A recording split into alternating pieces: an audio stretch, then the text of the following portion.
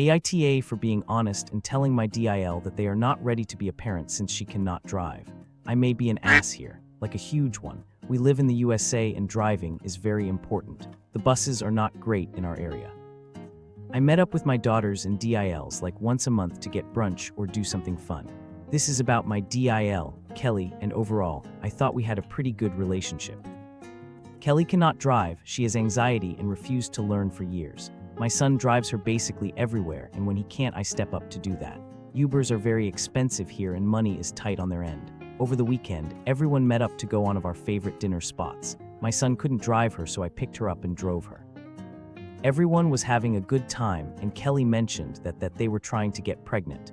I was shocked on the news but didn't say anything. The conversation moved on from there. When I was driving her home, Kelly asked why I made a face at dinner. I guess I made a face when I heard the news. I told her it was nothing and she wouldn't let it go. After she asked for the 5th time, I told her that I don't believe she is ready to be a parent since she cannot drive. That I am literally driving her places right now since she literally can't get to places without help.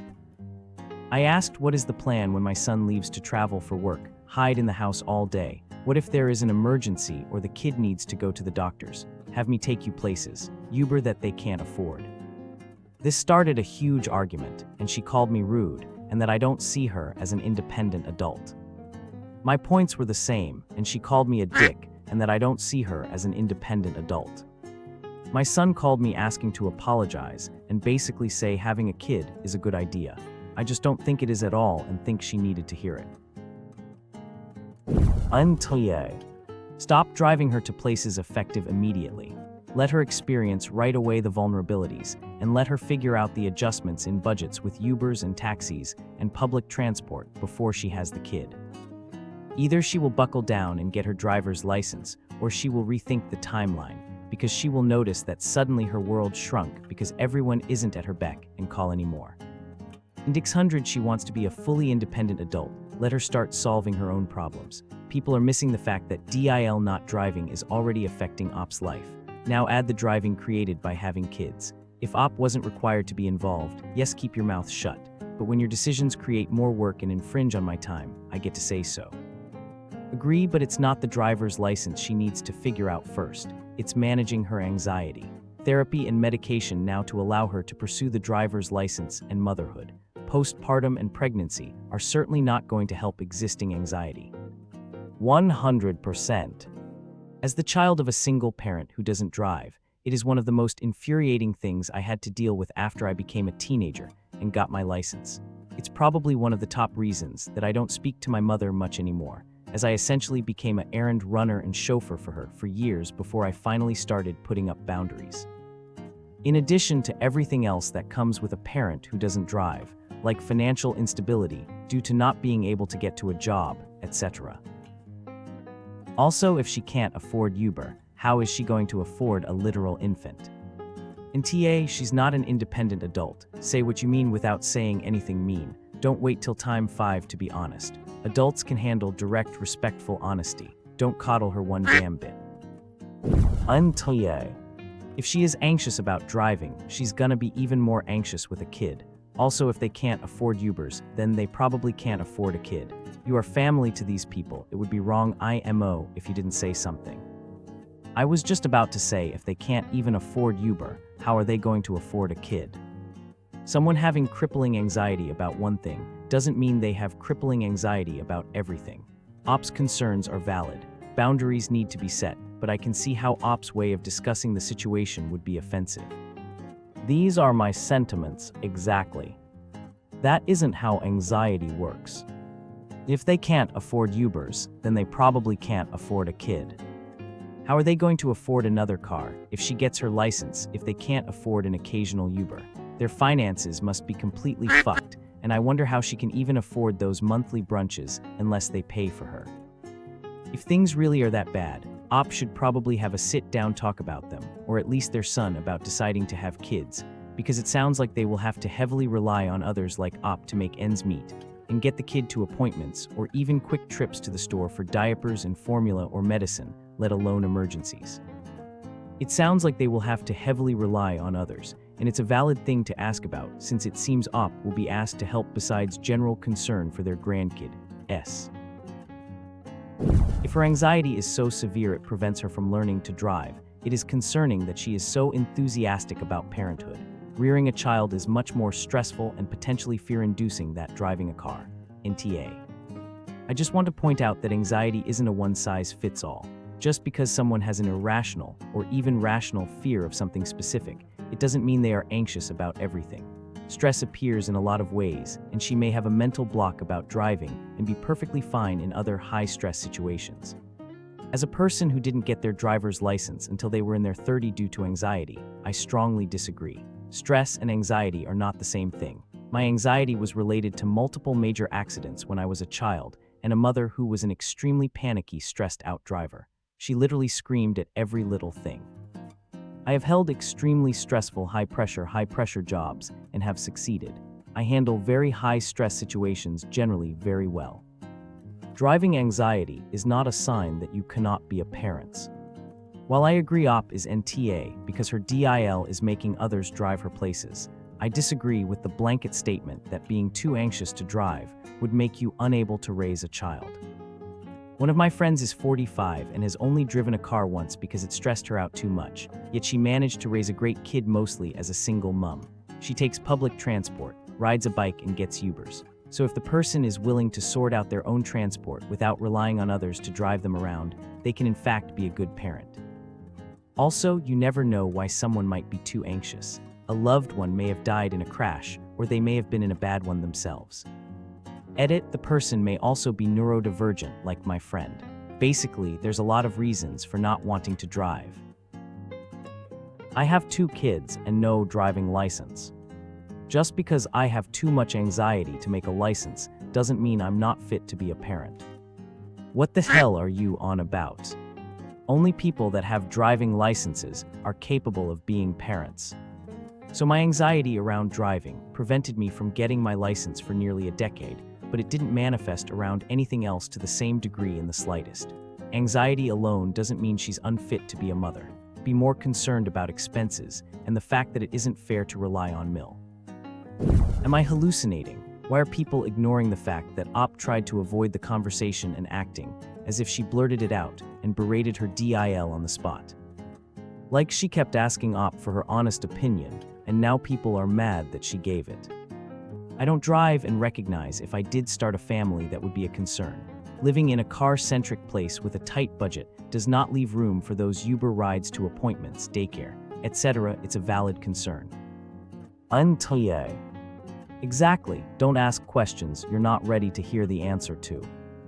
Also, I can't imagine what a pain it'll be to have to lug around a car seat everywhere instead of leaving it in your own car when you do have to go somewhere with the kiddo. Also, I wonder about DIL's employment prospects. Seems unlikely she'll be able to continue to work after having a baby, if she even works now. This lack of infrastructure planning in their lives is concerning. Thank you, I can't stand when people beg for the truth and then get offended by it.